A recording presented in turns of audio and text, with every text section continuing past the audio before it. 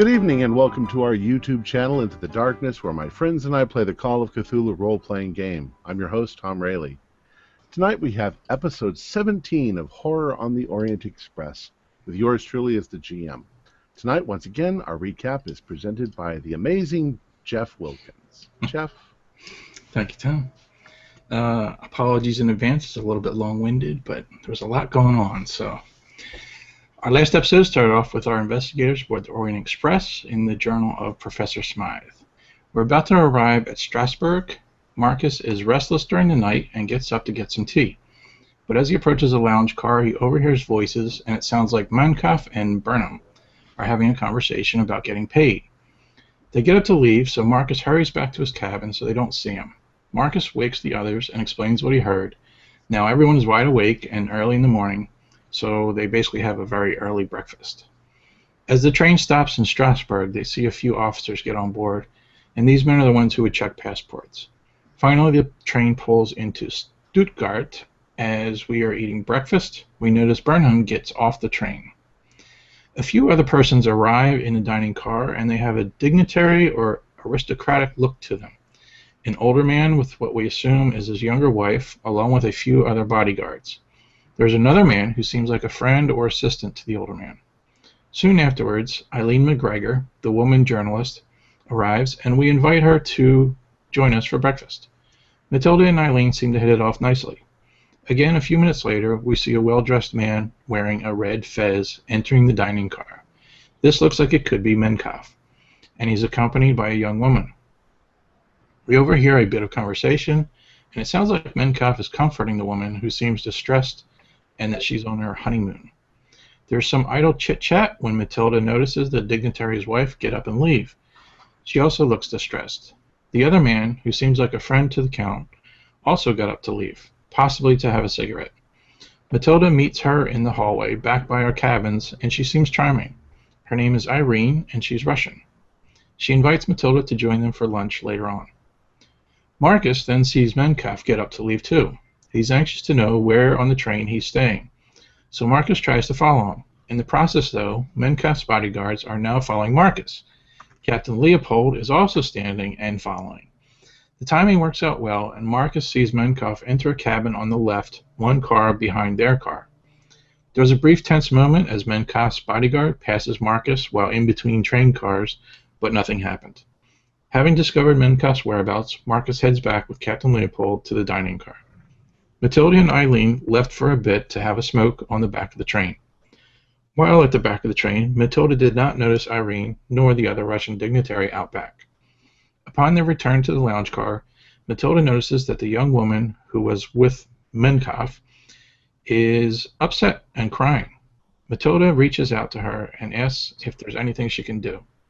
The young woman tells Matilda that her husband is very ill and that it seems to have coincided with their meeting of Menkoff, and that Menkoff, who claims to be a spiritualist, says that wearing another red fez will help his condition. Matilda learns that the woman's name is Elizabeth, or Ellie, Myers, and makes the claim that Marcus is both a priest and a doctor, and that perhaps he can help. Matilda fills Marcus in and the others in, and Marcus is a bit taken aback at being put in the position of impersonating a doctor, but he decides to go along with it. Matilda reminds them that recently found a supposed magical spell that will stop the degenerative effects of the fez for 24 hours. So perhaps we might be actually able to help Mr. Myers after all. We enter the Myers cabin, and Menkoff is there and protests at us being there. He gets his feathers ruffled and storms out in a huff. There's a man laying on the bed wearing a red fez. As Matilda attempts to soothe the man with a cold washcloth, she accidentally brushes the hat with her finger. She gets a flash of horrific visions and gets hit with a wave of nausea. Marcus proceeds to recite the spell while having to touch the hat, with a wave of nausea also and what feels like a bit of his life force having left him. Marcus almost buckles to the floor, but manages to stay strong. Mr. Scott Myers seems to have relaxed a little bit and fades off to sleep. The investigators are not entirely sure they've done anything significant, but they hope that they've brought Mr. Myers some time, and maybe he can get proper help at the next stop of the train. Just then, they notice that Mr. Myers seems to be talking or mumbling. So Marcus leans in closer to try and make out the words. He does not recognize the language spoken. It almost seems like the man and the Fez are talking to one another. Marcus then feels something under the man's pillow. It's a rather large book with Arabic writing on the cover, and it says, The Whispering Fez. And that brings us up to date. Excellent. Okay, just for reference, I don't know if I ever showed you this, but this is what MenCaf looks like.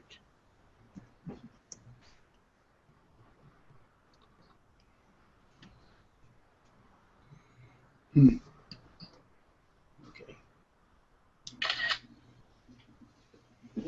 Hi there, Can you just take a picture of him? I did. Just for reference. Did you hear my camera click? I did hear your camera. It's like everybody's taking his picture. All right. Hieronymus. Let me think. Now, did the last part there? Did that all happen at lunchtime? I don't think we've actually made it to lunchtime. It was pretty much all this was kind of happening after breakfast, so forth, because Irene invited Matilda to join them for lunch. That's right. All right. So, considering all of that, what do you guys want to do? You guys are in the room. Do you want to just plot hole me in? Just poop there, or? Yes, you're just there. Okay. Plot hole.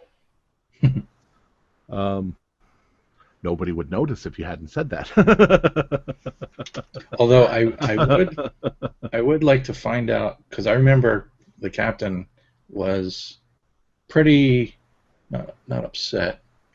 He wasn't thrilled about having to recite the supposed spell and losing life force. I was curious how the captain is reacting to us doing this to this basically stranger. Passive aggressive. He's not really speaking to you as of right now. However, with the Arabic book now come to light, the captain speaks Arabic. So he's not proficient, but he can make it out. So if you guys ask for his help, he may grumble, but you know, he'll get over himself. All right. And that's what he is right now.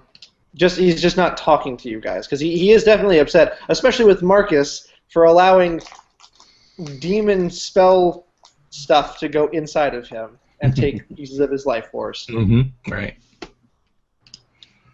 So you know the schedule at 5:30 in the afternoon. You will arrive in Vienna, and you are scheduled to pick up Baron von Hoffler there. To accompany you for the rest of the way, I guess.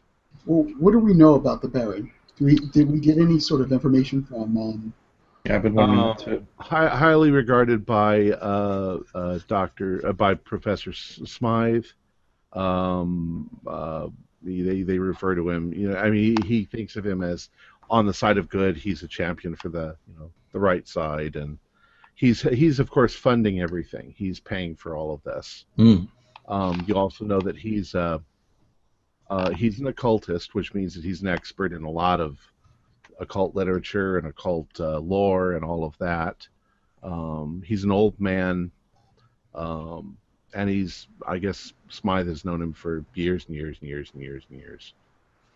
And we've basically been given, like, we can trust this guy with the whole story of everything, and that's pretty much what Smythe has told you. Right. Okay.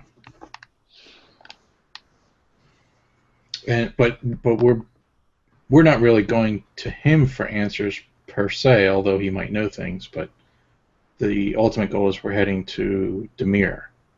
Right. That's correct. Yes, Demir is correct. I think though that there may have been mention too that von Hoffler was. I mean, he's going to know all about old tomes, ancient tomes. He probably speaks Greek, Latin, Arabic, multiple languages. He's a valuable ally.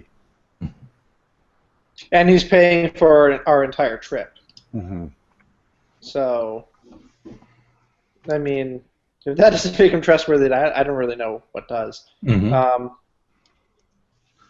So, you know that Mencalf is across the hall, or unless he just went to the lounge because he was all just in a huff when you guys barged in. What is your plan of action? The patient or the guy on the bed, he seems resting, right? Yeah, he's still... I mean, he's not cured. He's still moving about, and he's whispering something in a foreign language, and of course the thing's still on his head, but he's calmer and less troubled than he looked when you walked in the room. Right. Before you did the... Now, what about Ellie? Where's she at? Well, she's next to you, and she's of course in distress, and she's mostly worried about Scott. Her husband's name is Scott. Okay. Can I do a psychology roll to, kind of bring her back to the sane mind? I don't know what that means. Are you... Can I calm her down with a psychology roll? I think that's more of a persuade roll. But realize she's on her honeymoon, and this is her husband, and it's been like 2 days. Yeah. And this is happening, and now she realizes that Mencalf is not a friend. All right. There's... Let me get it off. I'm open to suggestions, anybody. You also have another revelation, and I'm pretty sure... I'm not really revealing anything, but there's a hat on Scott, and there's a hat on Mencalf, and there's a hat in your room.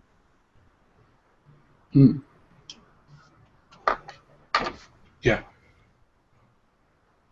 I'm wondering if having a hat with us will increase the power of the other hats. I mean, that could be one thing. Also, it seems like Mencalf isn't being affected by the cap. Or maybe he is, and maybe Mencalf is being controlled by some sort of creature. Somehow, some way, he's able to, I guess, retain his original form. But maybe Mencalf has been dead, and this alien creature is taking him over. Attack of the Hat. How would we definitively prove that he is this? Because I'm not disagreeing with you, Matilda, but it's just how do we go about proving it? Well, how do we go about proving anything in the occult? It's, I don't know. I don't have any idea how we would tell other people. That's why we should keep it to ourselves, not including the Baron. Mm-hmm. I wonder too if there's a connection, because it seems as though we keep hearing the word whispering Fez, and we notice Scott here seems to be communicating with the hat. I wonder if there's a connection between the hats, like if somehow Mencalf can communicate with... What does the book say? Yeah, that's Ellie, would you mind if we hold on to this book for a while? It's not my book. I didn't even know it was there. Okay. I think this might provide us with some answers too. Do you want to head back to our cabin and we can look at the book there? Yeah. We'll say it's about an hour till lunch. Okay. Mm-hmm. That should give us enough time, right? Yeah. Okay. Because all this dastardly doings and evil demons is just making me peckish, so I want lunch. So well, you probably don't realize because you weren't here, but you had a very restless night because they kept waking you up with all their noise in the hallway. All right. Well, then I'm very peckish. Okay. So do we want to go back to the room and I can try an Arabic roll? We could try. Okay. I don't see why not. So you're going to go back to your cabin? Yeah. Yeah. All right. Yeah, I was going to have What about Ellie? Yeah. yeah, here he's not really participating. I was going to have his character like keep an eye out, so like constantly look up and down the hallway while we're just to make sure that we're not being overheard. We basically invited. Sorry, I keep mixing up the names. Not Ellie, the reporter. Eileen. Eileen, right. Eileen. We basically invited her to join us, right? She's kind of in our party now. I'm not sure that you brought her along here. I think you left her back. Yeah. You know, you don't want to endanger We anybody. did say when we get to Constantinople that she can travel along with us. That she might actually get a better story. For the moment, you guys are just in your own party, and you're in the room with Ellie and Scott. Okay. And you've got the Whispering Fez,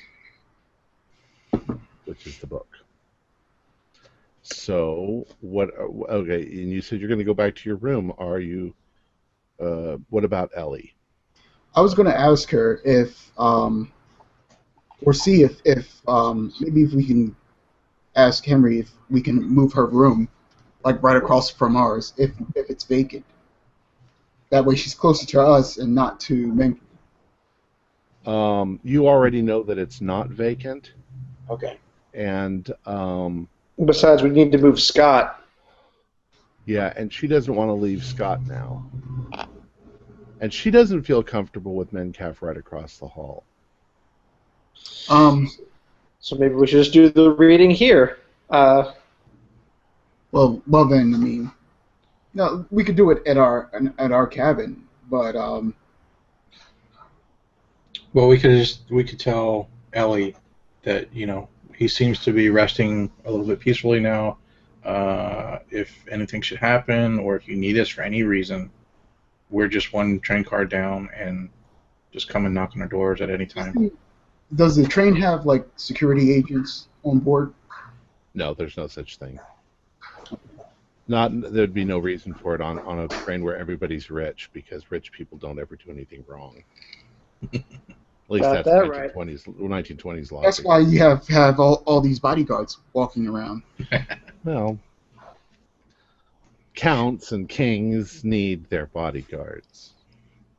Matilda, did you get a sense when you met the dignitary and she invited you for lunch? Did you get the sense that she was legitimately asking you to join her, or do you think she was just being polite and? Yeah, what would I mean, growing up. She seemed very gracious and friendly. Okay, so yeah, I'll tell you that. Okay. Go ahead and do a psychology roll, and I'll tell you more if you pass it. Go ahead. That's for Wayne. Yeah. Yep, I passed that. Okay. You get the feeling, well, I think I sort of said it, but I'll just reemphasize it, that she's bored. Okay. And so you offer a welcome distraction because you're new and she doesn't know you and you seem lovely, and,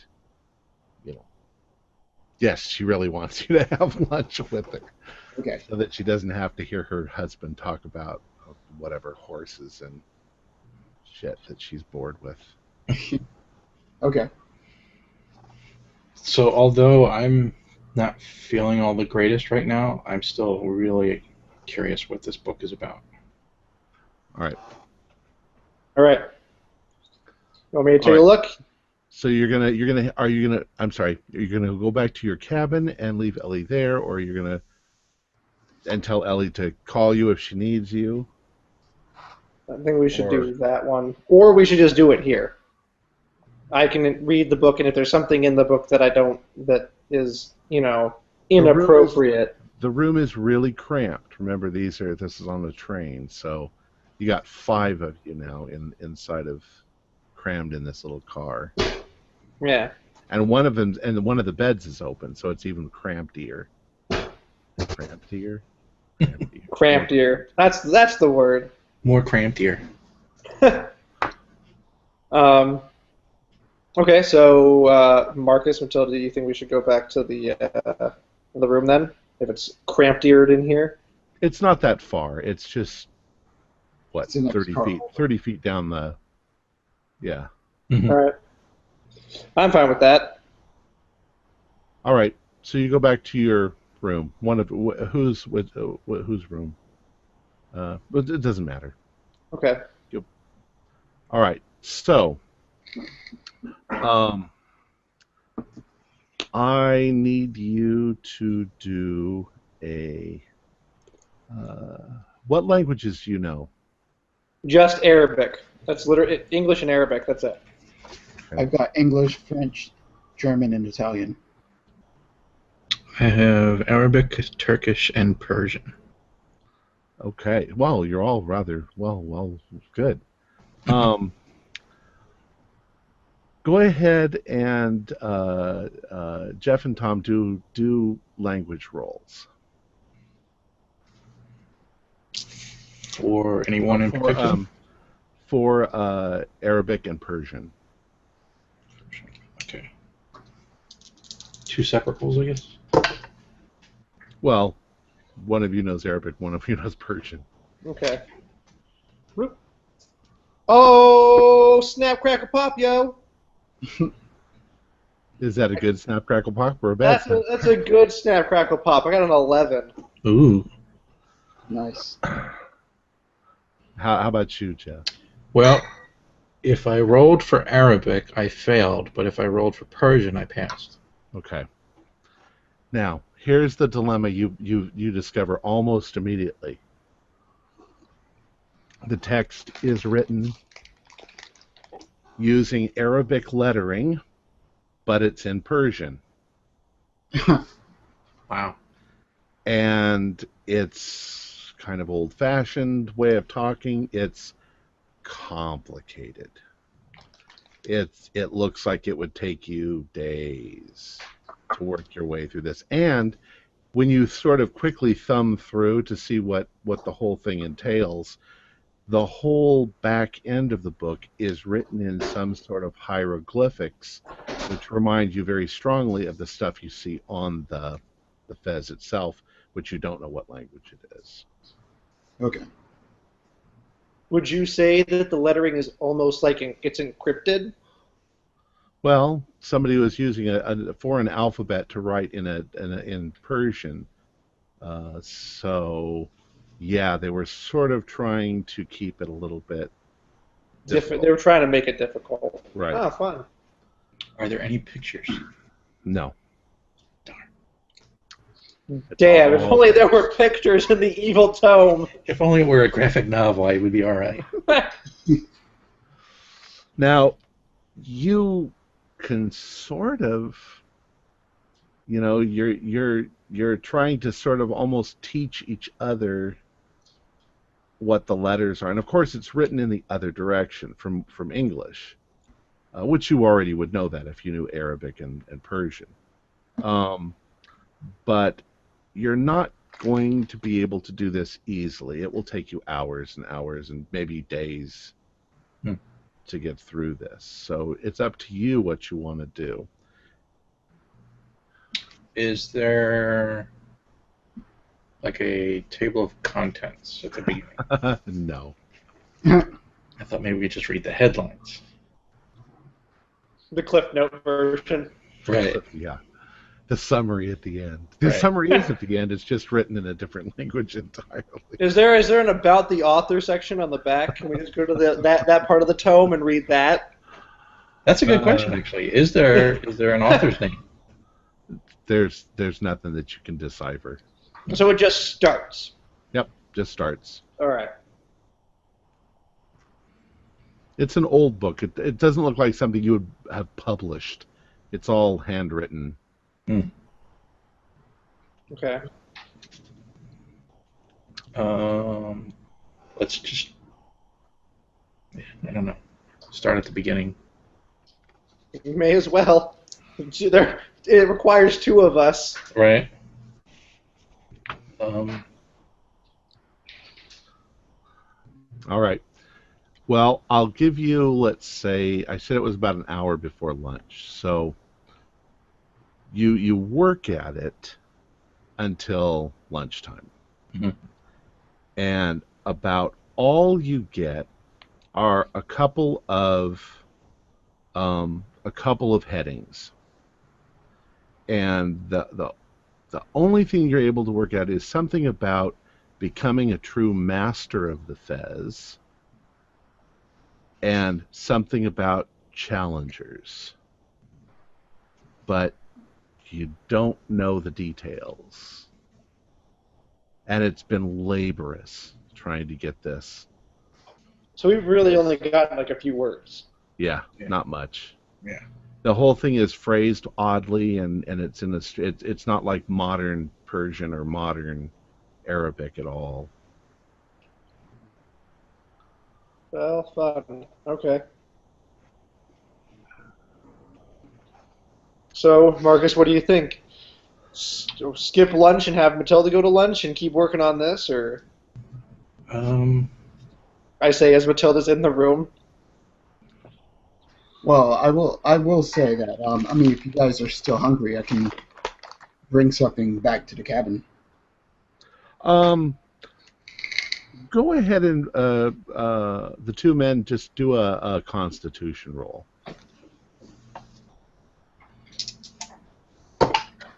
What is my constitution? It's on the screen.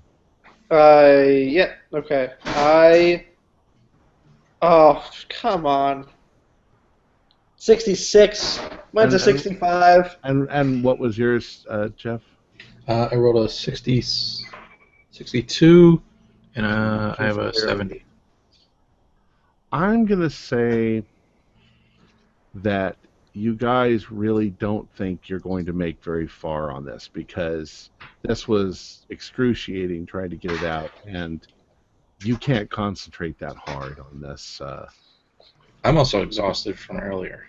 Yeah. And I'm exhausted because you guys kept me up all night. Right. So So maybe we should just put this aside, maybe with a decent meal. We'll feel Maybe we better. should keep it with us, though. We shouldn't carry it with us because he may see it. Yeah, but then he knows exactly where our cabins are. If he goes through our stuff, he'll end up getting the other Fez as well. I wonder if we're the challengers. Probably.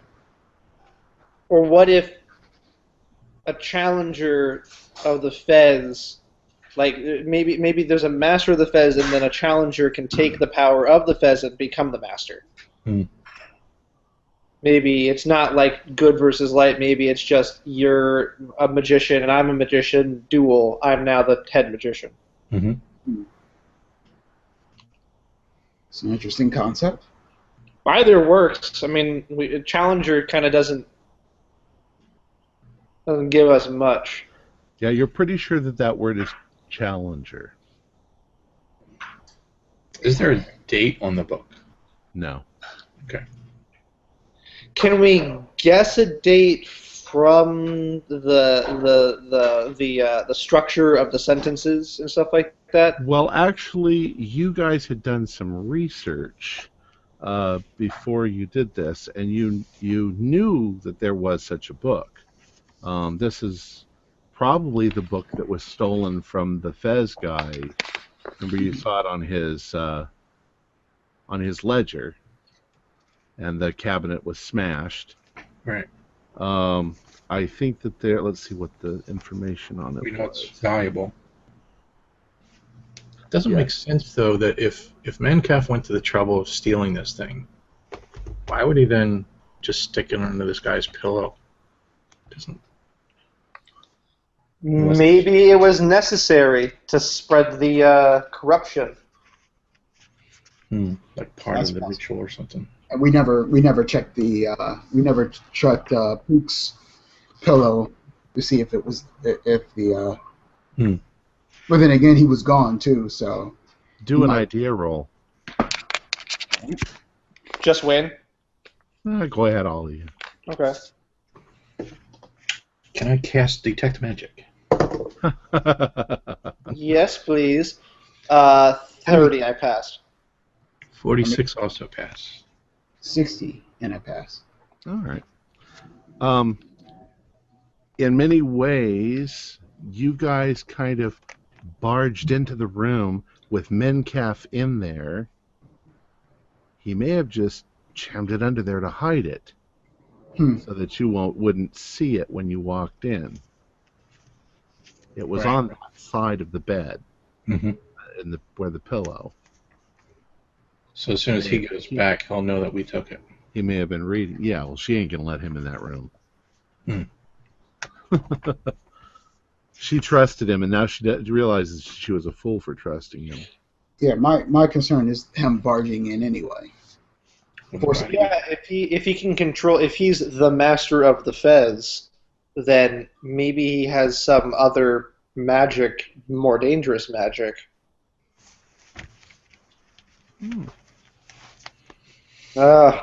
Tom, don't give me that look.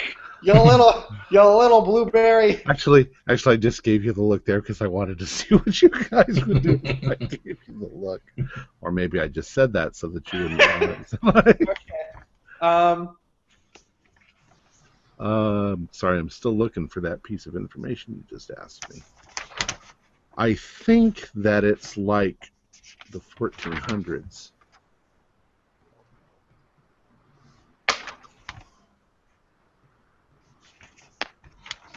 Whispering Fez. I should. One of these days, I'm going to take this and I'm going to put tabs all over it.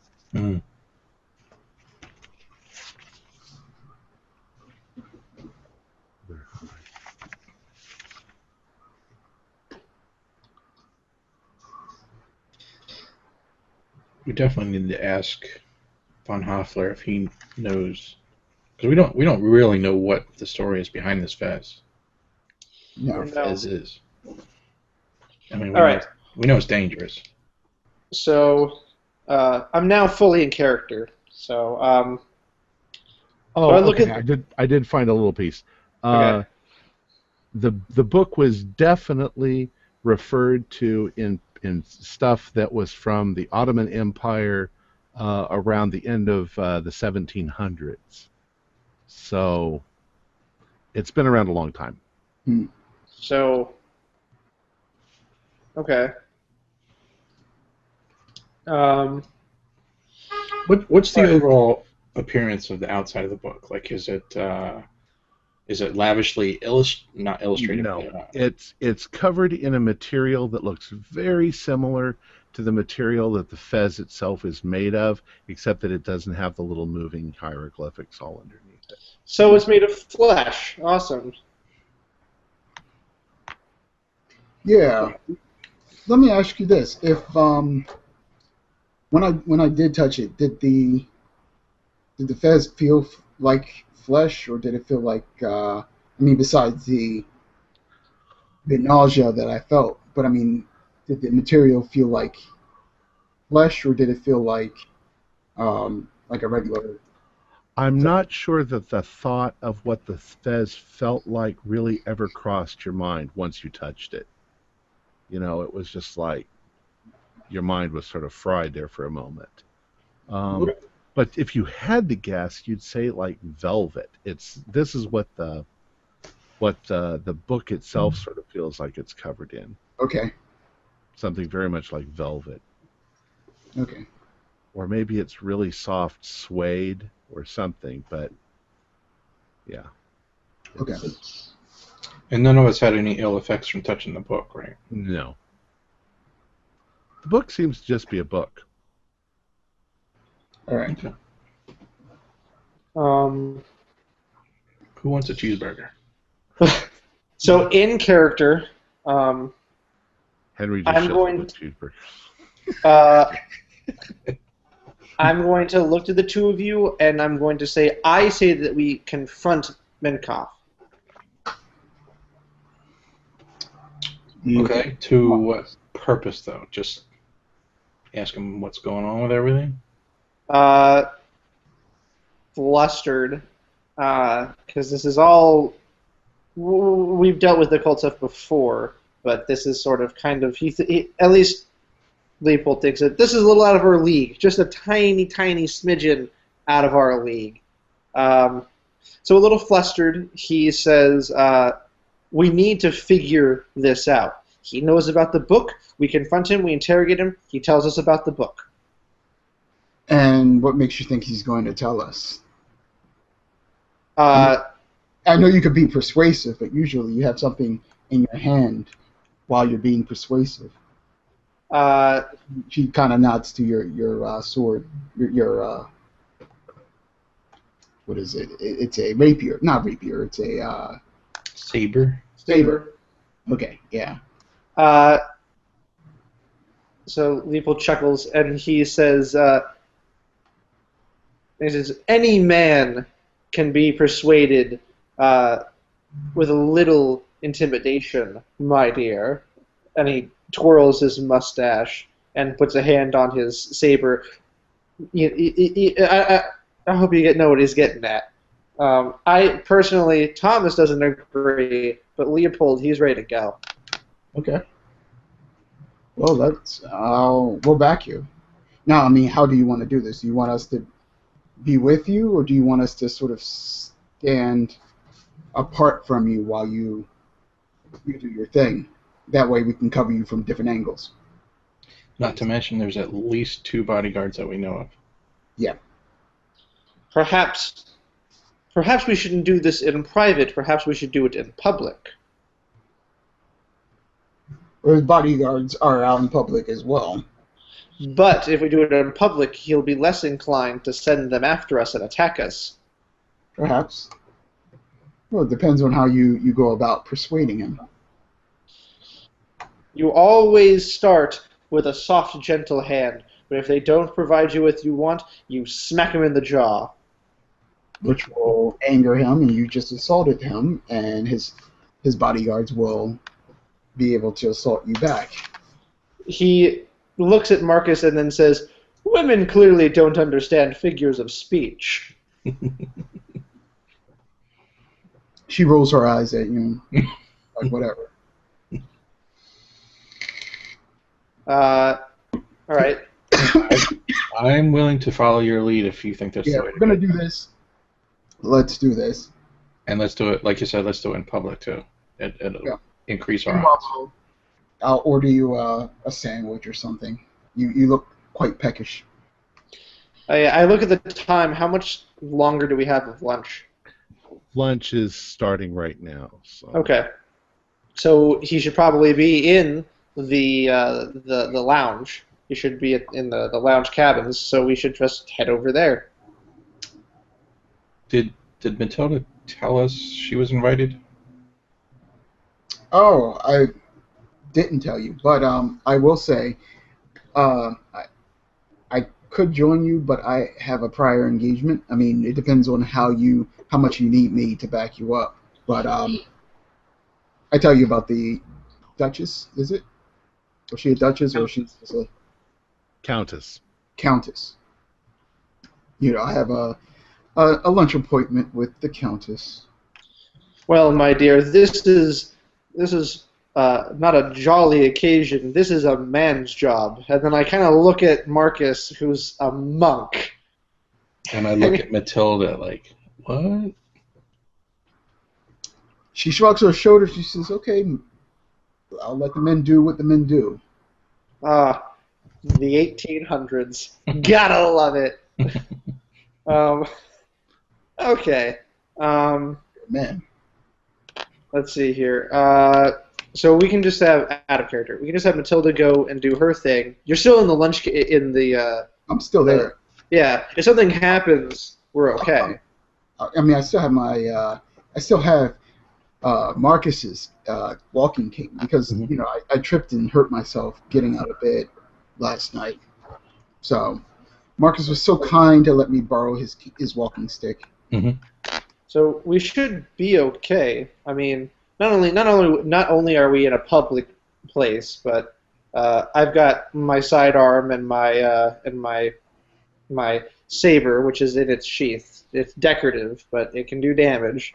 And then, of course, I don't know if Marcus still has his blackjack. Do we know if he still has the blackjack? I Yes. do. I also have my pocket Bible too. That's if he's a demon monster. If I remember correctly, it freaked out when you brought out the Bible or something like that. You threw like holy water at it. I'm trying to remember, but it freaked out at something, at some religious artifact. I don't remember that. I don't remember that. I could be mistaken. I could be. You might be remembering me freaking out at the demon thing. I could be remembering it like that. He was trying to make you sound heroic, Marcus. Yeah. But no matter what, because I'm a Christian man, Captain I have Leopold, do an idea roll, Captain Leopold. gotcha. Got you. Oh, hi, Father.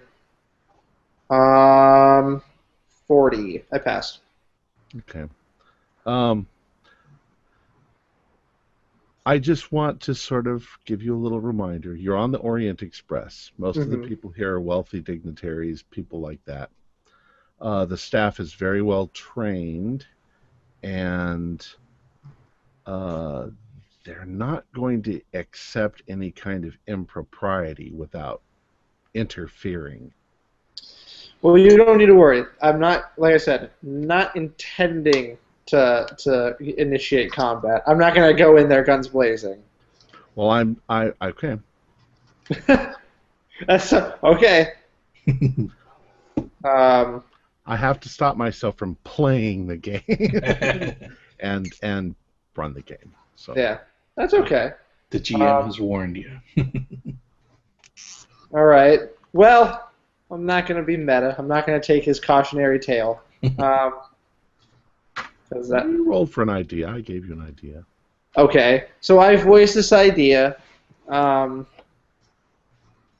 I say that no matter what, we have to talk to him. We either need to talk to him or we need to go search his cabin. We need to do something involving him. You know, we can't just sit here twiddling our thumbs, because he could easily, when we land in Vienna, he could just easily just leave and we'll never see him again. Right. But if he leaves, then that's one less issue that we have to worry about on our way to Constantinople. You just brought up a good point. We might be able to search his cabin while he's at lunch. Yeah, we don't want him to. He's our only lead at this point. So, and maybe we'll find something that connects the Fezzes. Maybe, you know, something like that. So let's head over to the cabin. Let's do that. Well, let's head out to the dining cart first, the lounge area. Let's have a seat. Let's see if he comes out. And if he does, see if his two bodyguards come out. And if they do, you can walk back, or one of us can walk back to our cabin, quote unquote, and walk past our cabin and head to his cabin. That's not a bad idea. Mm-hmm. Like Matilda could sit down and meet with the Countess, and you and me could just grab like a coffee, and then like, oh, we're done now, and one of us can head out, or even Matilda could head out. You sip your coffee and then you go, we're done now. I really want to. We're not going anywhere that's suspicious. We're not done. Don't anybody notice. Takes one sip, looks at everyone in the room. We're leaving now. Thank you. Goodbye. Sorry that I did that. What we can do is we can let's not plan forever. Let's do something. So. Yeah. Poor Tom.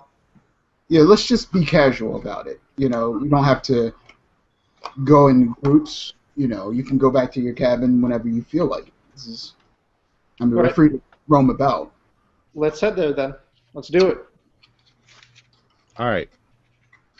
So you head down the hallway back to the lounge. Actually, the dining car. Let's say there's the lounge, then the dining car. So you go to the dining car. I'll bring the book with me. Matilda, you notice. Oh, you're going to bring it with you. I'll bring it with me and I'll wrap it in like a piece of cloth or something, pillowcase. Keep it yeah, okay. Matilda, when you walk through the door, you can see the Countess and her husband and the other guy. They're sitting over here, and there's a space. Their bodyguards are actually sitting in the next booth over. They're eating also. And the Countess sees you when you come in, and she's like, sort of waves you. I'll walk over. Countess. Other gentlemen, you also notice that there are a few other people that you've seen on the train, and you can see down at the end of the car, Mencalf is in the booth, and he's got on his fez, and he's got his little napkin here, and he's very delicately eating something that he has, and his two bodyguards are right there too. They're standing. Okay. Well, let's go back to Matilda, since I said her first. Go ahead.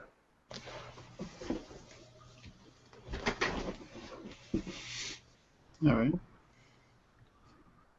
Oh, my dear, please join us.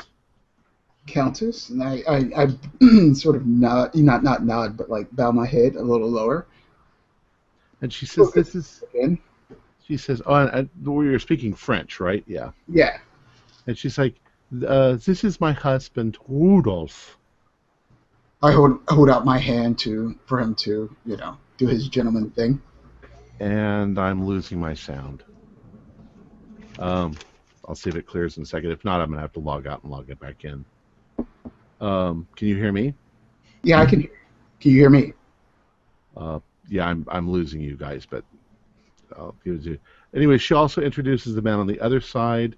This is Piotr. He is the Count's brother. Ah, pleasure to meet you. I hold out my hand. And the Count is like charmed. He kisses your hand, but the other guy, Piotr, just sort of holds his hand out and shakes your hand a little bit. It's hard for him to kiss your hand. And please, sit down. Okay, so I sit. So what brings you onto the Orient Express, may I ask? And he's like, "Oh, we are traveling. We are traveling to the Ottoman Empire, to Turkey, on a diplomatic mission to the Sultan, to discuss, politics between our two countries." When he starts talking about the politics, I look towards the Countess to see if she's actually bored with. She rolls her eyes, and I'm actually losing you, Wayne. So I'm gonna pop out and pop right back in. All right. Okay. I'll be right back. Talk amongst yourselves. Can you guys hear me all right? All right. Yeah. Mm-hmm. Yep. Okay. I can hear all of you fine. So, hi fans that are listening. Let's talk about our days. How was your guys' day? Oh, great. I have a new niece now. I heard that as I was leaving to switch over from Chrome to Firefox, would it just like happen? When did it happen? This morning? Actually, this evening, like around 5. Really? She was born around 5 o'clock. Oh wow! So only like 5 hours ago. Jeez, yeah. That's a lucky baby being born at, Yeah. 4 o'clock in the afternoon instead of 3 o'clock in the morning. Mm-hmm. Yeah. Her brother was born like around, what is it, 11:58 or something like that. So he was a midnight baby. Hi, Tom. I'm back. We're talking Right. about babies. Yeah, Have you ever wanted a baby, a little tiny baby, Tom? Yep, I did. All right. Let's see. Uh, the Count starts to discuss, do you know anything about Turkish Russian politics? And I say, it like gets boring really quick. oh, okay. And So go ahead. like when he starts getting further into his conversation, and I guess his brother, and they start talking, does it seem like they start to ignore the women at the table? Well, kind of. But do a psychology roll for me.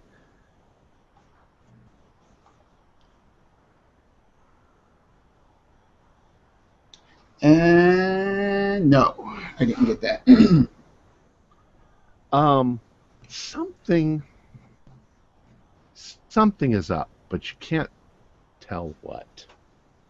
You can guess that the Countess is bored, but she's still trying to be gracious. She tries to engage you in conversation, and So what I'll do is, first of all, I'll look around the room. Did Minkav come in at all?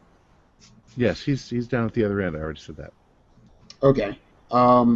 So what I'll do is, I'll ask the Countess if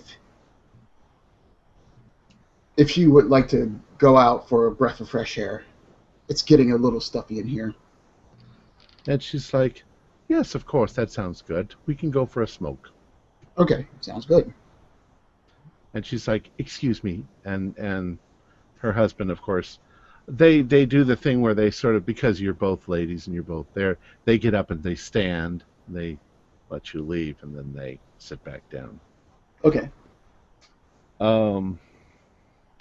I would like, let's let Marcus, who, this all happens rather quickly, so as you guys are sitting down, you glance over at Matilda and them, and I want you to do a psychology roll.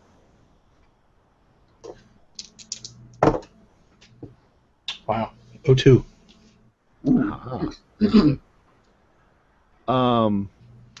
Being a man of religious background and being a man who thinks about morality a lot, you notice that there is a thing going between the Countess and the brother, Piotr. There's a look, like you interpret it almost as if the Countess is saying, "I'll be back soon, darling," and he's like, "I'll be waiting for you." But it's all just in a brief glancing look. Mm-hmm. So, okay. Mm-hmm. And now you two. Yeah, we'll do you two. As I blissfully, just ignorantly, like, drink my coffee, like, oh, this was good coffee. Let everybody in the cabin know this is good coffee, everybody. But of course, monsieur, it is great coffee, says Henry as he walks by. This is Young Express. It is the best coffee. So what would you guys Marcus. like to do? So, I just wanted to kind of do this. So, at one particular part where Henry walks by and says, "Oh, of course, this is the best coffee," so on and so forth. Theodore Dawkins, looks up from the page and, he looks at the group and he says, "You gotta love this guy, don't you? This guy, he's always on point." Oh, you're yeah, okay, you're not back because we're reading, and he sort of looks up and says, "Yeah, this is an engaging story, but you always gotta love this guy. I love it when he shows up in here." And then we go back into the page. All right. So, guys, what are you guys going to do now? What are your plans? What are your actions? Captain, do you you want to see if you can check out his room? I'll stay here, and if I see them get up, or I'll just kind of jump up in front of them and try to get ahead of them and come down and warn you. Of course, yeah. So I set down my coffee and I take my leave. Okay. This coffee was great. Best coffee ever. All right. So you're now heading back down the hallway, Okay. and you get to where your own cabins are, and now you're heading past that towards where Mencap's cabin is. Okay. And now you've got the Myers cabin on the right and Mencap's cabin on the left. So what are you going to do? Can I turn to the Myers cabin and just knock and see if Ellie is okay? She's like, "Who's there?" The captain. Captain Leopold or Captain Crunch? No. Finally, my cereals arrived. She opens the door, and she looks a little distressed, and she says, "He's starting to look bad again." And you can see that he's on the bed, just it's like he's having nightmares. Is this similar to Pook? Like, is he looking similar to Pook? Except that Pook was way worse. Okay. Myers does look like, she tells you that her husband Scott is, 21 years old, and he's looking a little more like 35 years old at this point. And Pook looked like he was 75 years old. So, and how long has it been since we put on? This is the second day. Of the hat? Yes. Okay. And you know that Pook was on the third day. So we have about 24 hours. Except that you've belayed it supposedly for 24 hours as well. So maybe you've got 2 more days. I look to her and I say, I'm sure whatever Marcus and Matilda did is working on Scott.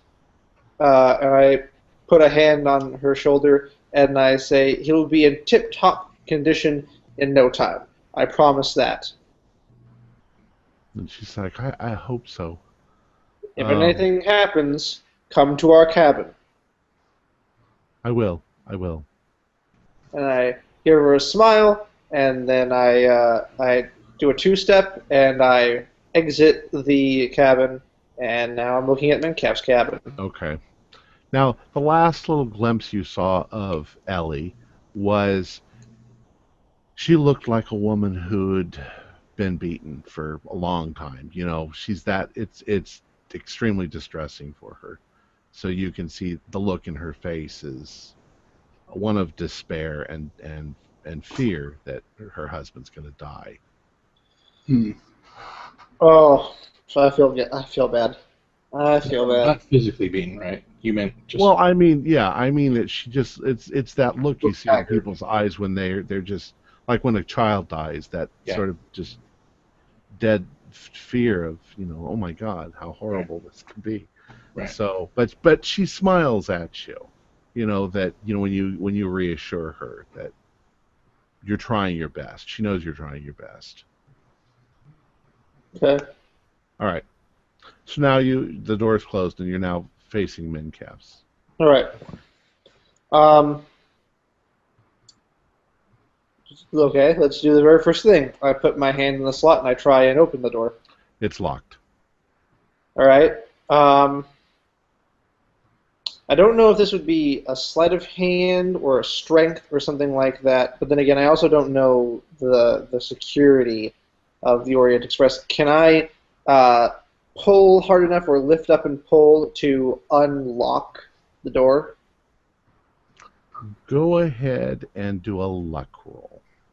Luck roll. You could, everything is wood, so you could in theory tear the door off its hinges probably if you need to. It's hardwood, but and it's just a little brass lock. But let's just see if you manage to pop it without really damaging it. My luck is a 55. Please, please, heavenly gods. I get 47. All right. Ah! You jimmy it and you lift it and you bang it and you twist it a little bit, and all of a sudden there's a little pop, and the little metal brass latch that's inside the door pops, and the door opens up. Okay.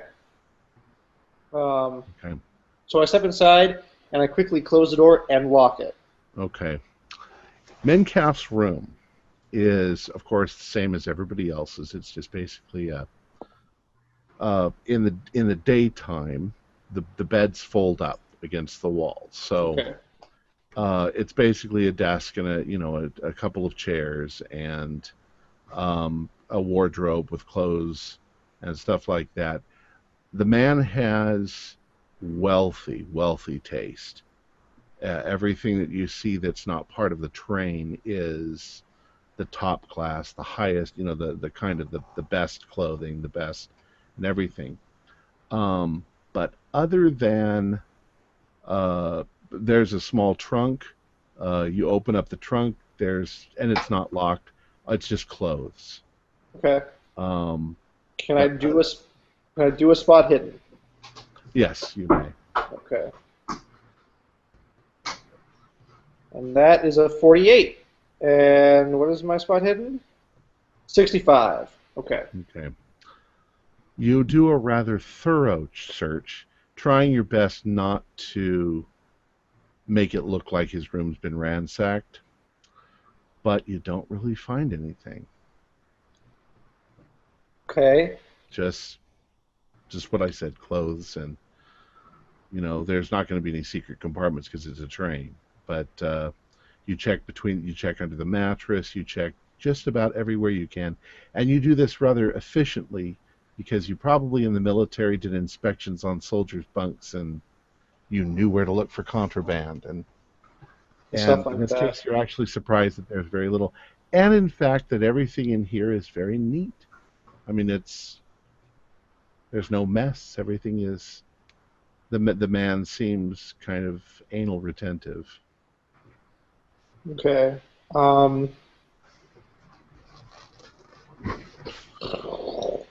Let's take a look at my skills, see if I can do anything else. I will give you one thing. Okay. You find his passport. Okay.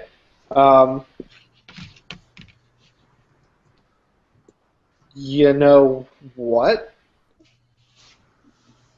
I'm gonna pocket it. Okay.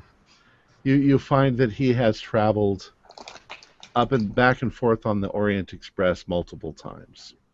From Constantinople to... Yeah, and that his place of residence is London. That's where his country of origin is actually. Okay. I'm going to give you one other thing, too, if I can find it. You find a note, I believe.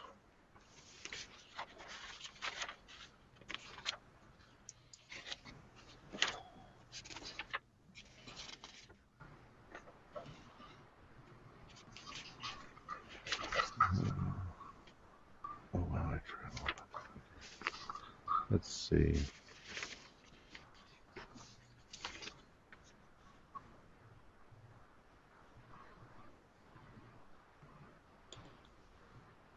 Where is the note?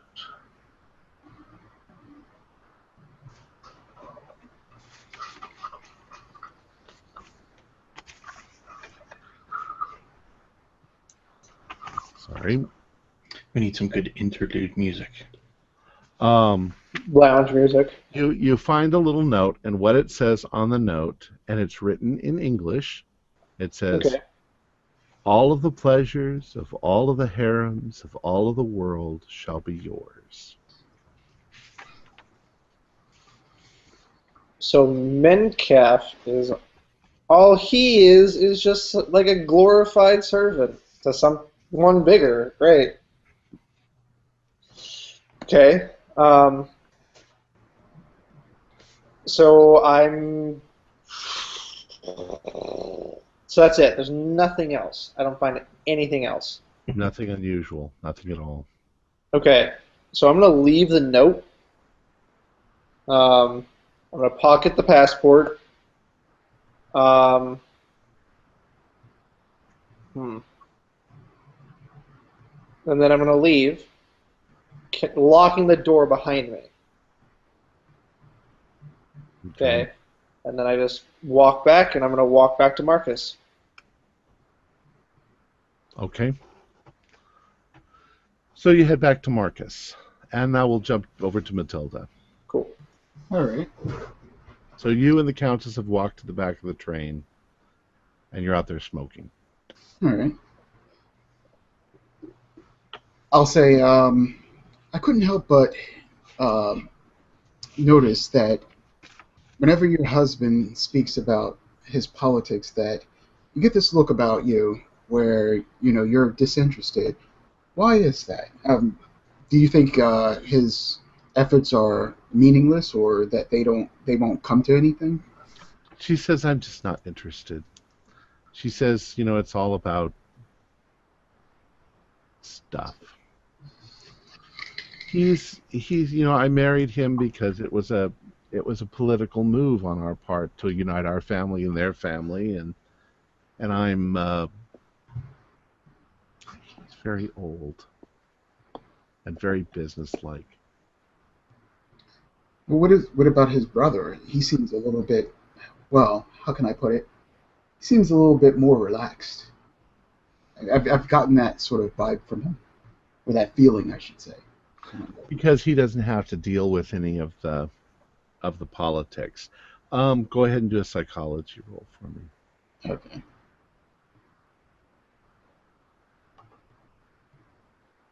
Nope. I'm completely clueless. Okay. I'll give you this. When you mention the brother, she sort of gives you a,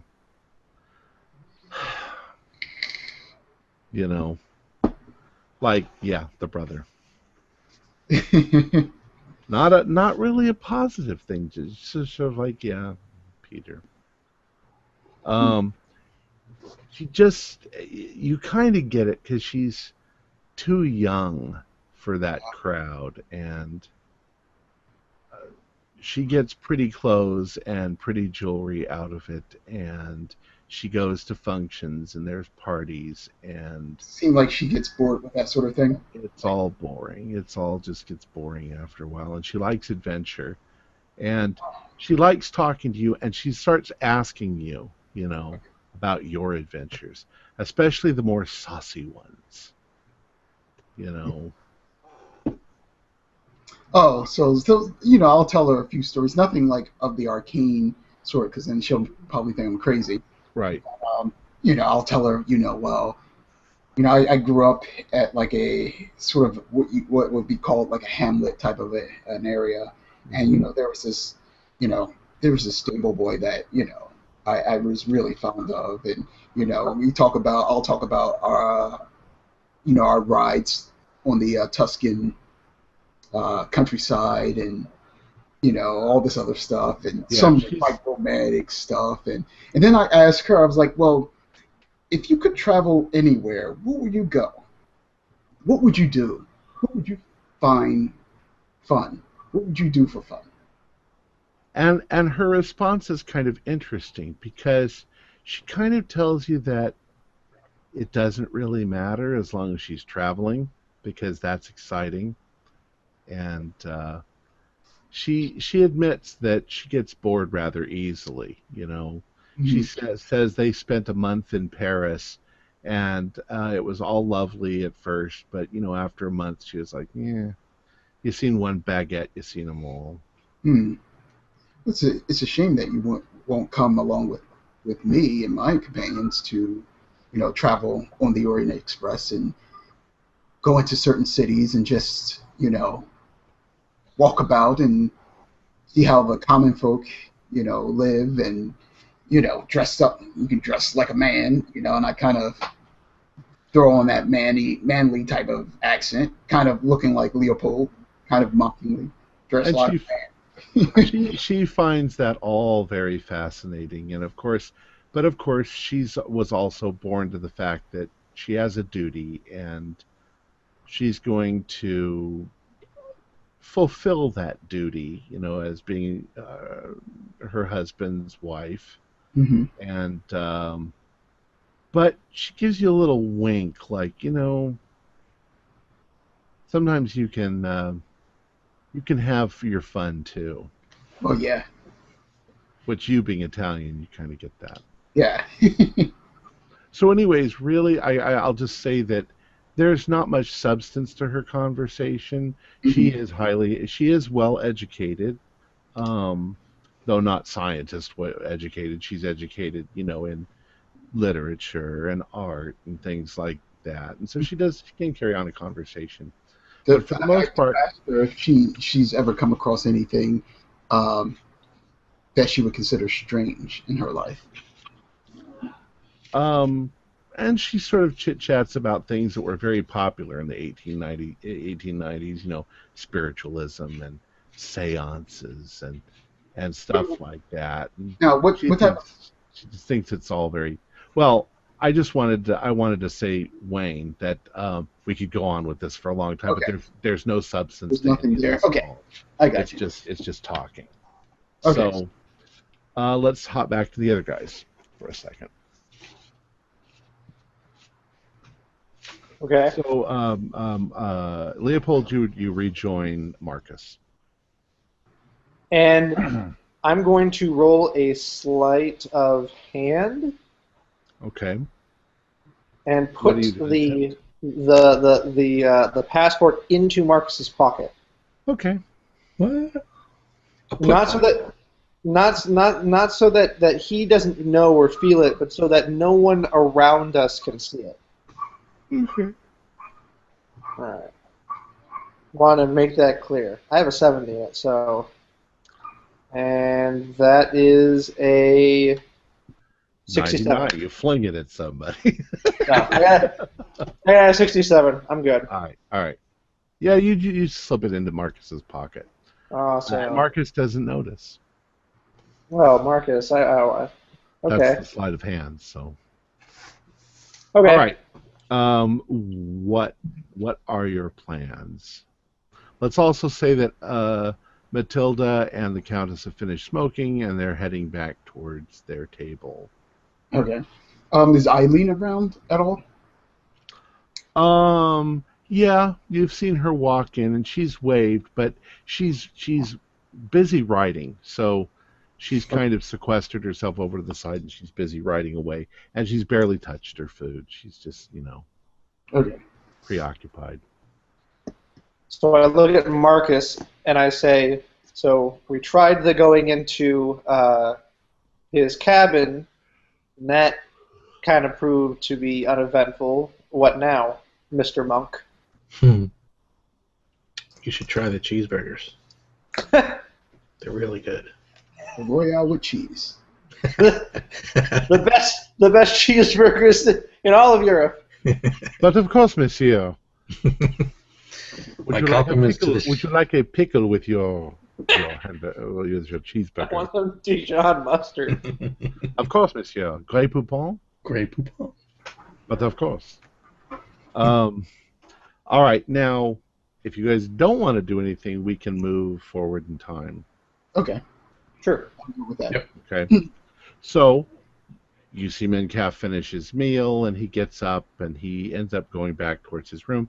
And he's got an air that's just sort of, it's like, who the F does he think he is? He's like, and he makes a big flourish of his cape as he's walking, like, I'm the Queen of England, and, he comes across as a bumbling fool, and as you said, maybe just a flunky. So off he goes. All right. And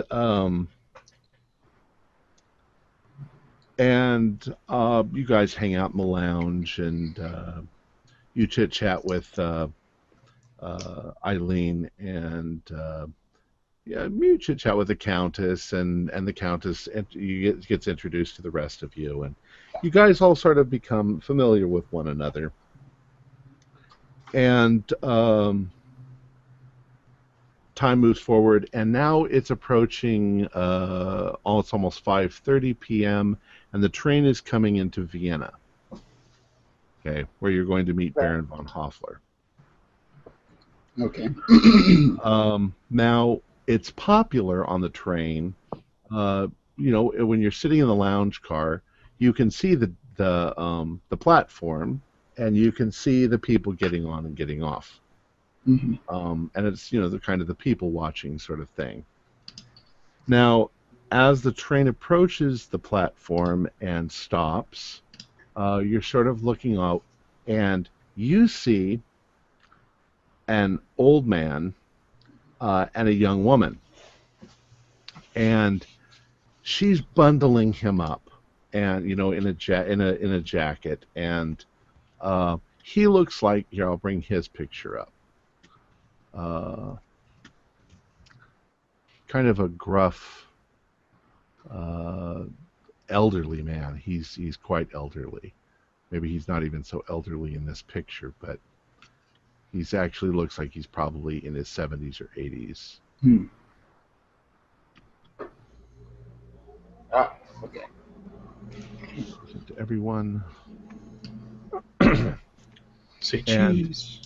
And your windows are open, and she's saying, you can hear her, and she's saying, "I don't want you to go."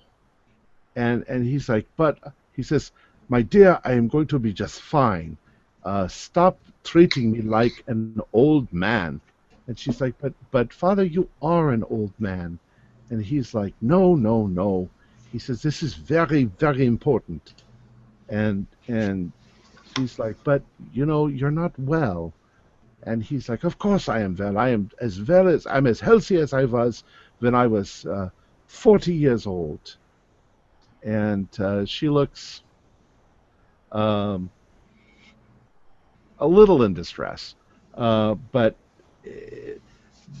they start to step onto the train, and they immediately come into the lounge, and she's fussing over him, and he comes in, and he looks rather how shall I say it, Old. yeah, but very dignified. And he looks around, and he looks right at Marcus, and he says, "I am Baron von Hoffler. Are you what's your last name? Resden. Are you Marcus Resden?" I am, sir. He's like, "I am here because Professor Smythe has sent me." He says, "You should be expecting me." Now, he doesn't look mean. He just looks German. Yeah. And she's like, very nice to meet you, and I hold out my hand to shake his hand. and he shakes your hand, and he's like, "And this is my daughter Ilsa." And she thinks that I am an old man, but I am not so old as this. And she's like, "Oh, Father." And she's like, "Now listen." And she suddenly turns to the three of you, and she's like, "Now you listen to me. My father is not the healthiest man. You need to be careful and take care of him. He shouldn't be taking this trip." We will be very careful with him, I assure you. He looks like he can hold his own, though. And she's like, "I don't know." She says, "He's always getting into things, and he's always spending so much time reading books, and there's almost this fight between the two of them, right in front of you. It's very boisterous and very surprising, the sort of hostility that seems to be there. And then instantaneously, she like softens and she's like, "Well, you be careful." And he says, "I will, Liebchen," and he kisses her on the cheek, and she looks reluctantly like she's getting off the train, and she's like, and he's like, "Well, very well." He says, "I am very, very eager. Smythe has told me a great deal." Now, one of you, I need you to pick one of you who is closest to the window. Let's say on the platform side. I don't care which one of you, but just one of you. Okay. You totally can. So which one? Me. Matilda. Okay, Matilda. You're there. And I want you to do a spot hidden roll. All right.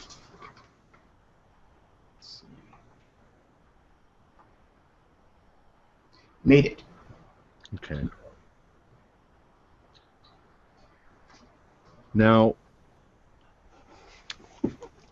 let me see if I can. I would like to do this time. Let's see. I am going to send you a message. Oh! And let's Taking see if a I play at remember it. how to do this, because Jeff showed me how to do it. Yes. Do a test one first. Yeah, All right. you're taking a play out of my book? Whoa, man.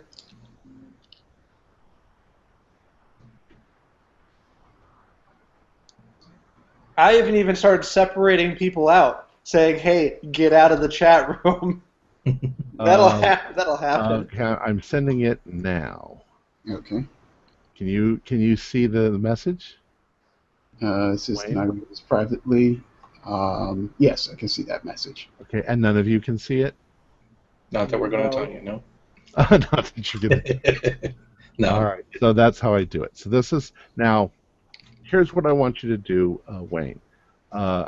You'll see the message, and it's not something that your character realizes immediately. It's something that you see, you notice, but you don't really pay attention to it, but it'll come up later. Okay. Does that make sense? Yep. So you're not like going to immediately go, "Hey!" You're just, Okay. it's just sort of in the back of your head. Now I'll probably accidentally send it to everybody. I'm gonna check. Wouldn't that be funny? Nope, you didn't. As I lie. No, you didn't. You did a good job.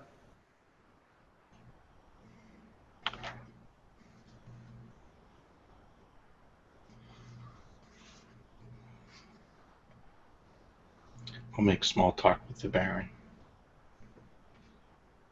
All right, here it comes.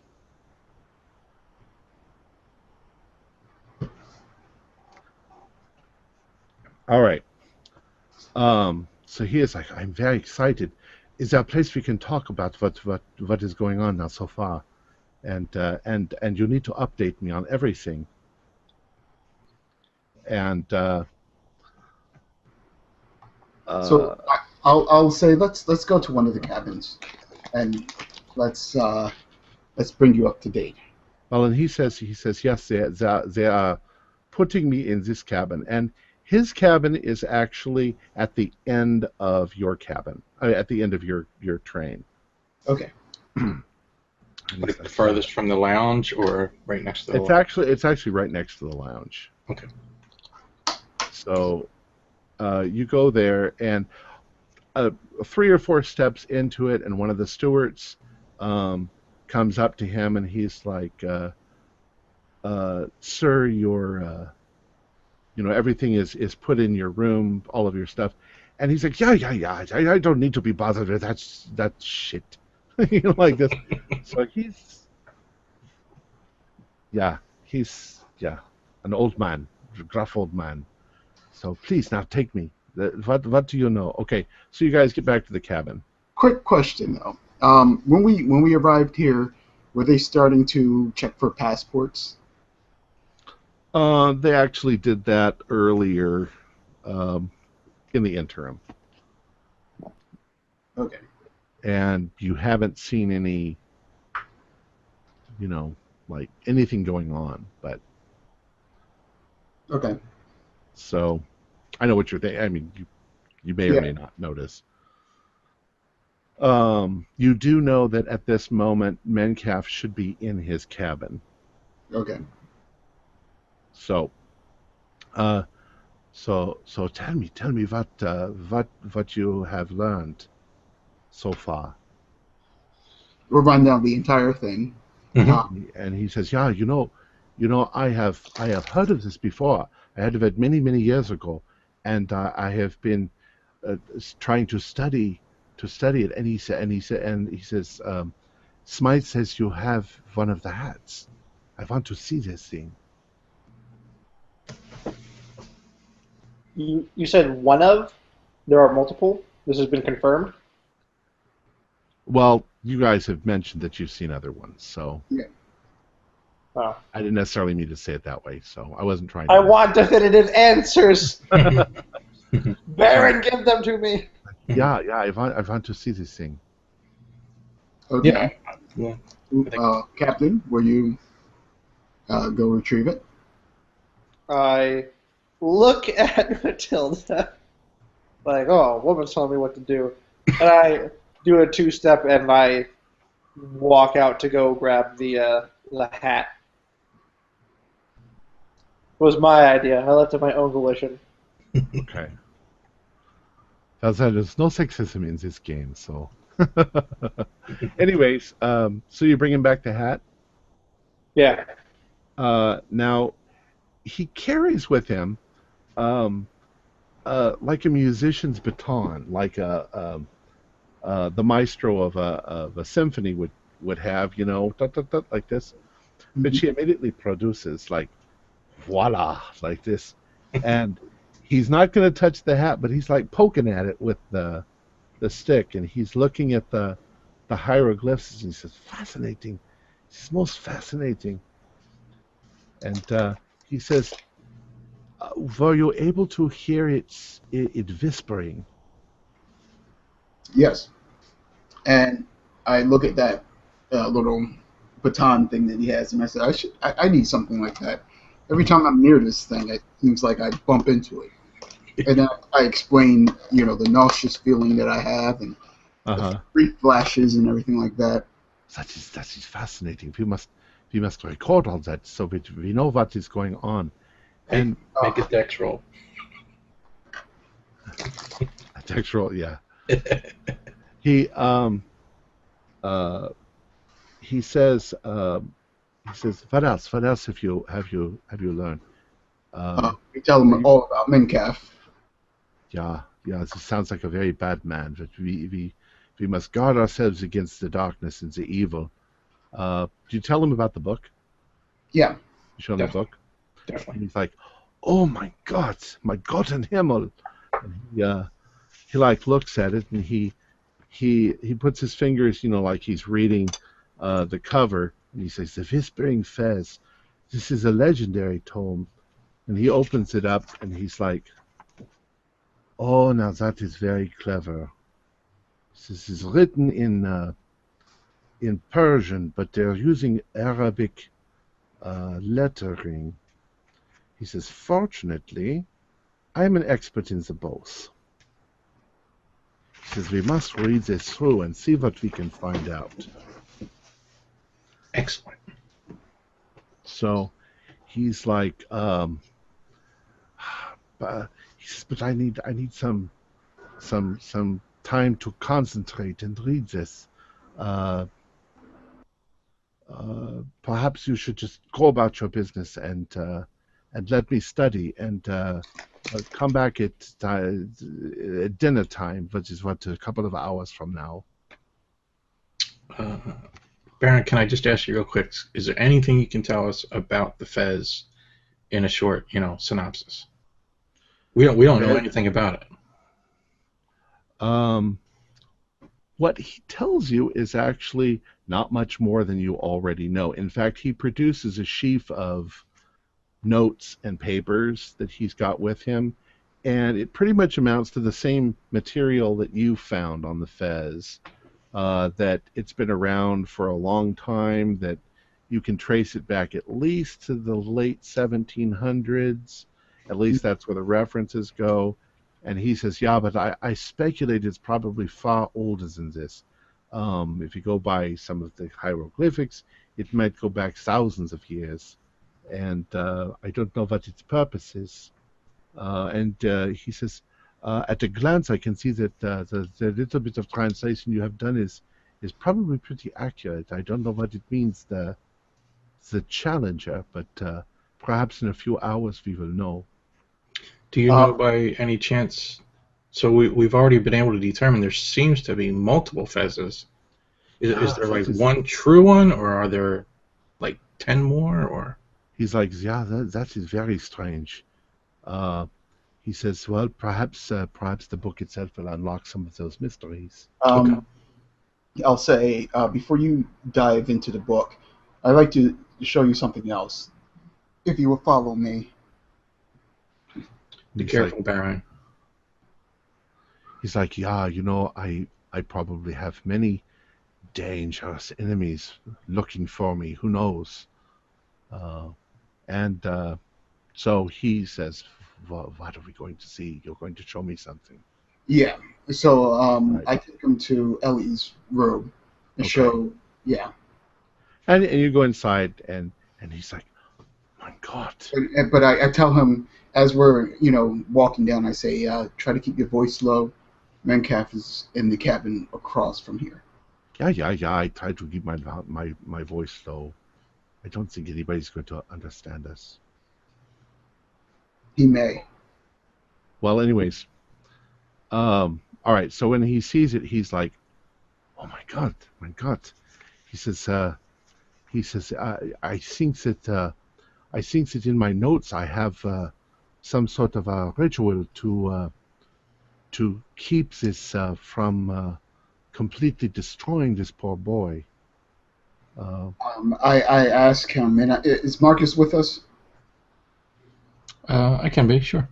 Okay. Do you have your pocket Bible with you? Mm-hmm.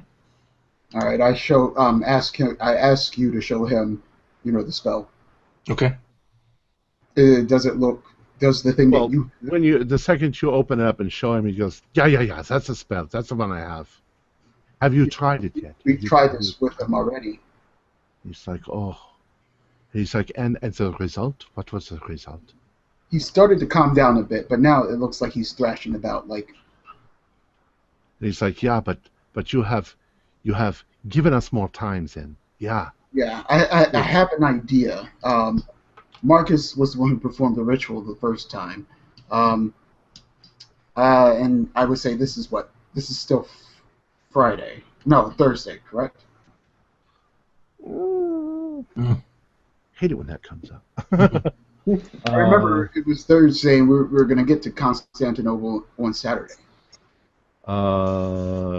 Yes, I believe that is correct. All right. So I tell him the idea I had was that tomorrow, around the same time, I will perform the ritual. Yeah, that's a good idea. That way it's not the Friday, same person. Yeah, Friday we can do the same thing, and then, tomorrow is Friday. Saturday we can do the same thing, and that should extend his time until we can try to remove it. And I started to point, not get too close, but I tell him if you examine closely, the hat doesn't seem to want to come off. It seems to be fused. On his head. It's horrible. Yeah, and you can hear the sound if you get near.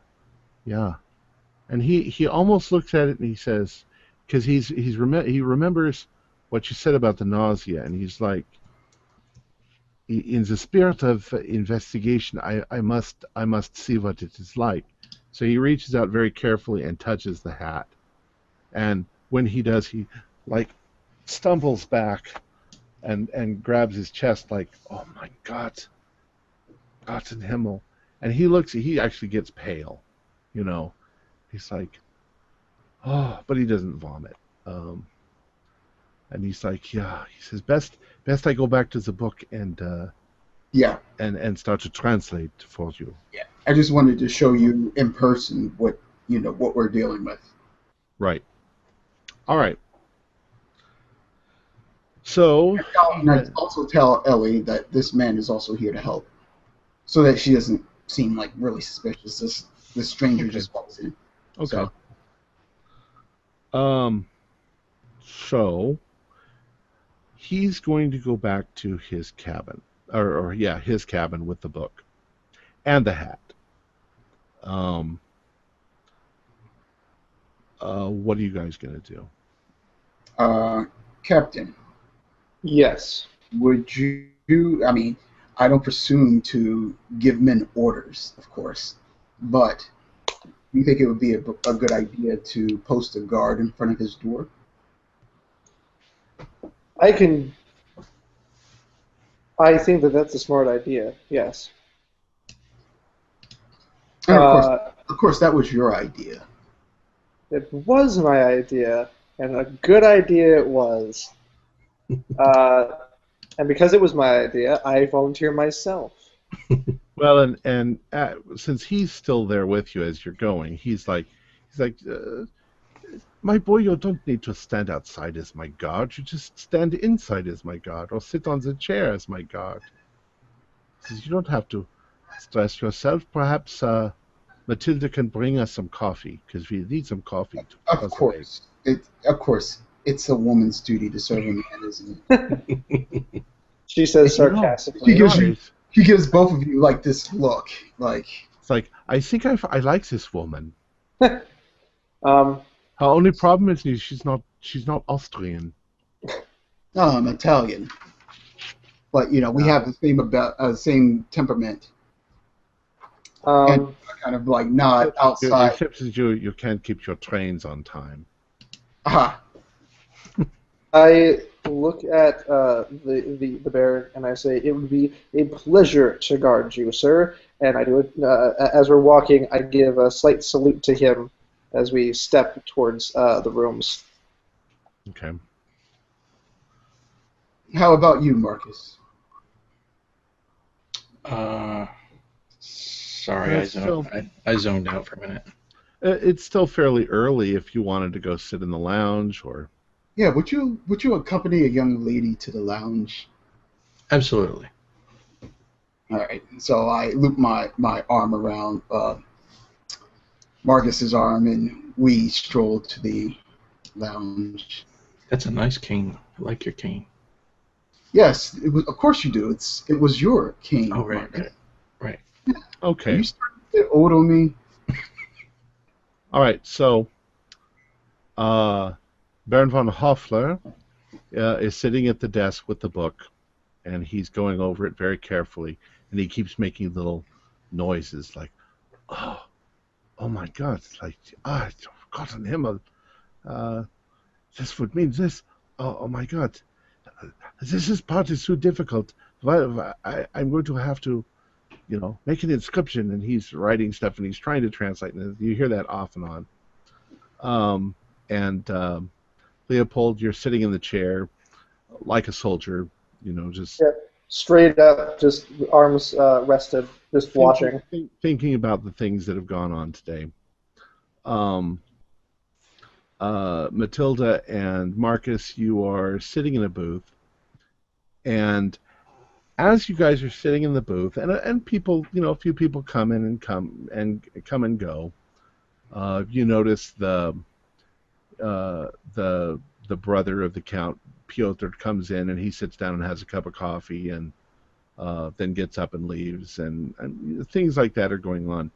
But something you notice now when you were in Vienna, there were a few other people that got off and on the train, and one person, you're sure you would have noticed this person getting on the train, suddenly comes through the door, and they're walking into the lounge, and and finding a place to sit. Now it's a woman, and the woman is dressed in this beautiful Asian kimono with dragons on it, and she's got a very pale white face, and she's got black hair that's cropped very, very much in the Asian style. Now, she doesn't look Asian, but it's a very popular style at the time, the sort of Asian look. She looks like she must be probably very wealthy, very elegant the way she moves. She has actually I was going to say that she has one of those long cigarette things, but she probably doesn't smoke in the room. But she comes in and she sits down and she orders coffee and she's sitting there drinking. Actually, she orders tea and she's sitting there drinking the tea. But you notice her, and she's rather strikingly, beautiful. And go ahead and do a spot hidden for me. Matilda, you do the spot hidden for me. Okay.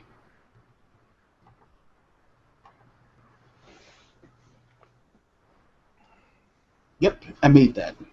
Okay. She looks vaguely familiar, like somebody. Could she be a movie star or somebody you've seen, but you think you've seen her before? She looks just something about her looks really familiar. Mm-hmm. So, other than that, nothing much happens. So,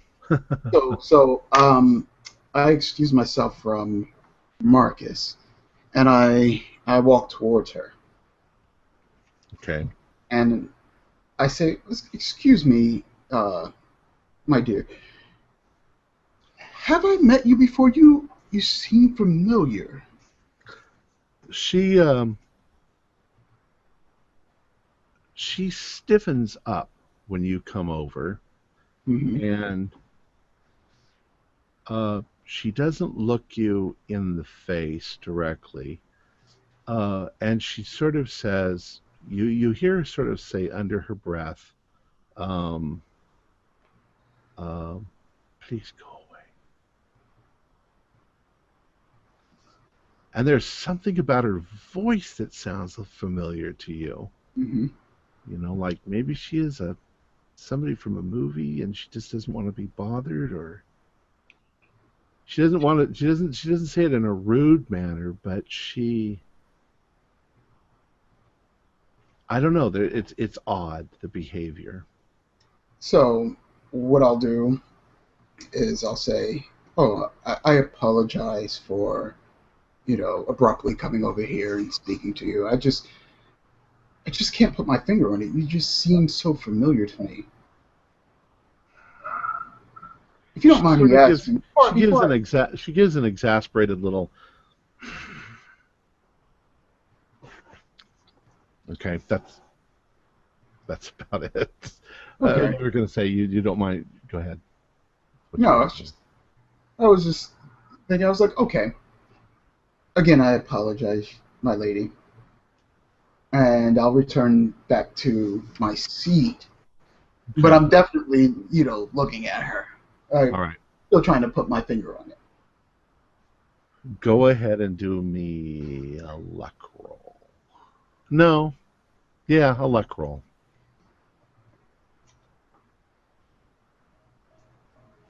Yes, just made it. Okay. Yes. You're walking back to your seat and you're looking at Marcus, and Marcus is looking at you like, what? And you're looking into Marcus's eyes and you're contemplating, who is that? And you suddenly realize that you have seen her before about half an hour ago, but she didn't have black hair. She had blonde hair, and she had a German accent. You realize who it is. I realize who it is. Huh. So I'll sit down quietly. Okay. And that other part, the part that I texted you now makes sense. Yeah. And I sit down and I look at Marcus, and I pick up my cup of tea and I start sipping it a little bit. And I say, "You see that young lady sitting behind me? Because I'll be facing towards you, but have my back turned towards her." Mm-hmm. Okay. So I asked, "You see that young lady sitting over there? That really beautiful lady? Mm-hmm. Can you recognize her?" No, I don't think I've seen her before. Well, I believe you have. This is the Baron's young daughter. Oh, Somehow she stowed away onto the Orient Express, and she's trying to keep a low profile. wow. So now we have multiple people to look after. Mm-hmm. Don't I say that I'll suggest that we don't let on that we know who she is, but we can keep an eye out on her. So she's in full dress up, like she looks like she could pass for Asian at a distance, or But Well, she looks like somebody who's dressing in Asian fashion. so it's like fashion statement. It's not like she's trying to be disguised. Yeah, well, she's definitely trying to be disguised with a black wig and the makeup. Mhm. So, Okay. the problem and you guys here, thought that she was Asian when she first walked in, but she doesn't have the eyes. She's definitely now that you look at her, you know that it's Ilsa. It's the same person. It's not like a geisha girl where she's got the whole white face and her and all that. Not quite to that extent, no. well, That's a strange development. what do you want to do about this? I mean, we could tell the Baron, but then that would just upset him, and we need him to focus on the book. Yeah, I agree. Maybe just keep And an eye on her, and if you get a chance to approach her when she's by herself, see if she'll open up then. yeah, the other problem too is I don't know if she's carrying a passport or not. But if she's not carrying a passport, then she can draw attention to herself. And if the Baron is out here while that happens, it could be a big, issue. Mm-hmm. So, She's got to know that, though. maybe, but I don't know. I don't know if she thought this through. Then again, I know very little about this young lady. What's her age about? Like 20? I guess you'd probably guess. Well, Baron von Hoffler is. How old is Baron von Hoffler? You said like 80s. Well, he looks like he's in his 80s. Where is he? Baron von Hoffler is. I just meant, like, does she look young? Like, this could just be a fling or an adventure? Or is she more mature, like this is planned? Well, she looks like she's old enough to be his daughter, and not his granddaughter. Okay. Okay. She probably looks like she's in her maybe 40s. But she's still lovely. She's got a good complexion. Mm-hmm. I call her young lady, but I'm saying that to be Right. polite. I guess. I wonder who she's hiding So what do you from. Sorry? Apparently, she's trying to disguise herself to keep an eye out on her father. She's extremely concerned Or maybe she doesn't want her father. about her father. Yeah. Weird. Definitely weird. Okay. Right. Do you have a piece of paper? I think I do, yeah. Okay. So I'm going to write her a note, and I guess I don't have to do the whole private message thing that Tom was doing because I don't know how to do that. But I'll basically in the message I'll say, I know where I remember you from. In about 5 minutes, walk towards the back of the side. Act like you're going out for a smoke, and let's have a talk. And I'll say, there's nothing to fear from me, but I want to make sure that you're safe as well as your father. And I'll have that written down. And I'll get up, and I'll say, excuse me, and I'll walk by her, and I'll place it on the table, and walk out towards like one of the windows in the lounge area, like I'm staring out there for a few minutes. And then after that, I'll walk by her again and sit back at the table with Marcus. Okay. Well, we'll do this piece by piece. When you walk by and you put the letter on the table, she once again sort of stiffens up a little bit, and she sits there for a moment motionless as you pass by and go over towards the window. And then she reaches down and picks it up, and she opens it up, and you see her reading it. And there's that sort of like this, and she looks over in your direction. Okay, and she motions for you to come over and join her.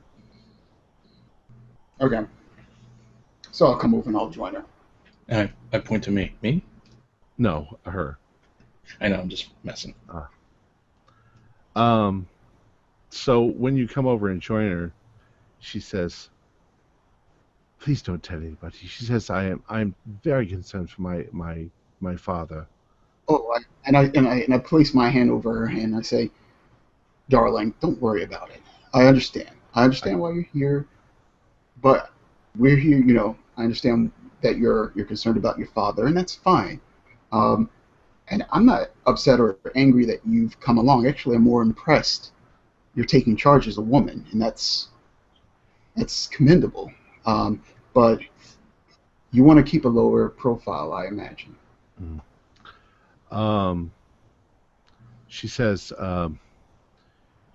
you know, these past years, he's obsessed with his reading, and he's become erratic, and I am just afraid for his health and his safety. I want to make sure.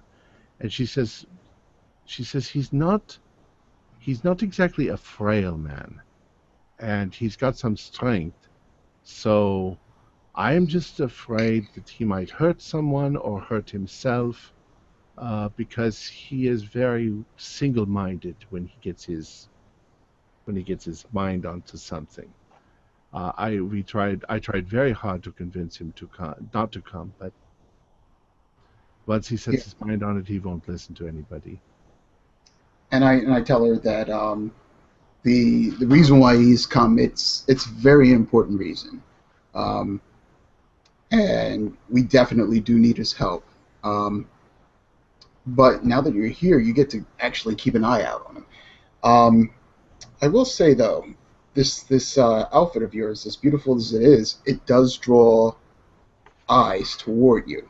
And if somebody looks hard enough, they will actually notice you. And so I don't know how long you want to keep hidden from your father. Because we're going all the way to Constantinople, if you don't know. I am only here to act if I feel that he is getting out of control. Now, I want to leave it at that at the moment. So you're sitting there with her. Okay. The train is pulling into a small town called Pressburg. And they're only going to be stopping for a couple of minutes before they go on to Budapest. And I believe that you will be arriving in Budapest at... Where's my schedule? You arrive at Budapest at 11 p.m. tonight. Okay. So the train is slowing down and coming to a stop. I just want you to know that that's what's happening. Now I'm going to jump to the professor. The Baron von Hoffler in the room trying to translate. Mm-hmm. And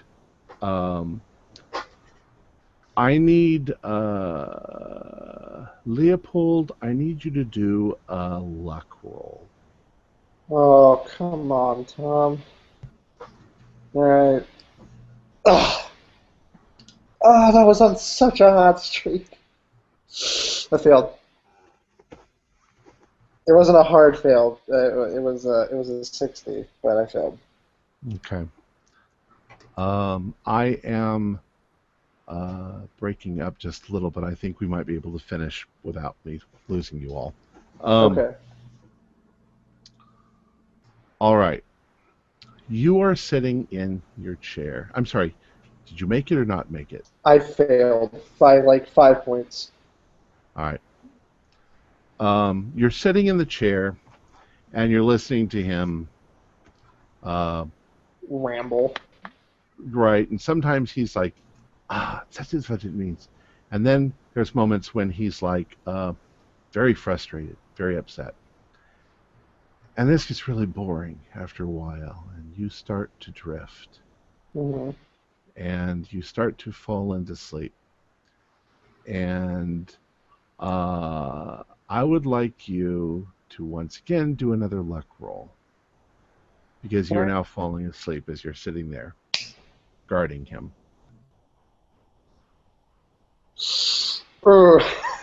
That's a 12. You got a 12. Nice. All right. So you're sitting there. You're sitting there, and you're listening to him, and you're slowly falling asleep, and you're drifting off into the darkness. And as you're drifting off, you're thinking about the things that happened, Mm-hmm. and you're thinking about being back in the war, and all of a sudden, something wakes you up, and it wakes you up as if something sort of brushed against your arm just a little bit. Mm-hmm. And when you open up your eyes, the Baron is standing over you, and he is just about to put the fez on top of your head. Okay. So I immediately bat like his whole at his elbow, the whole arm out away from me towards the bed. Okay. And he's like, you hear him say, "But I cannot know unless I experiment." And he sort of snatches the book up in his arms and gives you a shove. And when it does, your chair starts to fall over backwards, and it falls over backwards. And as this happens, he also grabs the fez, which is now next to you, pushes open the door, and runs down the hallway. And Can I chase him? Well, you're still getting up. Okay. But we'll leave it there. Oh, you bastard. And the train is standing still, so he's heading towards the door. Oh.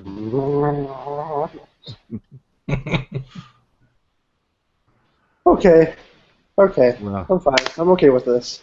all right, well, let me go ahead and finish it up because my sound is going. Okay. Want to thank you all for playing. Thanks to all our viewers for watching. We hope you enjoyed our game session. Remember to subscribe to our YouTube channel, and if you liked our show, please give us a thumbs up. Tune in next Thursday night at 9 p.m. Eastern Standard Time for the next episode of Horror on the Orient Express. Until next time, always remember, if there's no light left to guide your path, your only choice is to venture into the darkness. Good night. Good game.